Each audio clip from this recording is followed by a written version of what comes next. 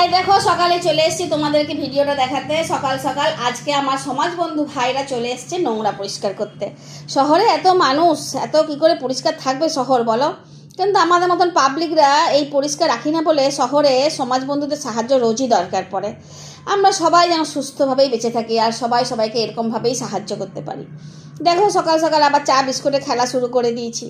গরম চায় বিস্কুট দেওয়া মাত্রই বিস্কুটটা নরম হয়ে যায়, আর সেটাকে ওই বিস্কুটের সাহায্যেই তুলতে হবে। আর না তুললে খেলায় হার, আর যদি তুলে নিই তাহলে সেদিনকে মতন মনটা বেশ শান্তিতে কাজটা শুরু করি। তোমরাও বোধহয় আমার মতন চা বিস্কুট নিয়ে এরকম খেলো না। তো যাই, খেলা টেলা হয়ে গেছে, এবারে যাই গাছে জল দেবো, রান্না করব, কাপড় কাচবো। তবে কাপড়টা আমি আগের দিন রাতেই ভিজিয়ে রেখে দিই, মানে যেগুলো তোমার রোজকার কাপড় না সেইগুলো, যাতে সকালে কাচতে আমার সুবিধা হয়। আজ রান্না আমি বিশেষ কিছু করিনি গো। পটল ভাজা, কি করলা ভাজা, ভেন্ডি ভাজা, আলু ভাজা, আর আমার ভদ্র মহিলা মা রান্না করে রেখেছেন ভাত আর আহির মুসুরির ডাল। কিন্তু রোজ রোজ তোমাদেরকে বলি না যে আমার মেয়েরা সবজি খায় সবজি খায়, আজ কিন্তু ঘট উল্টে দিয়েছে।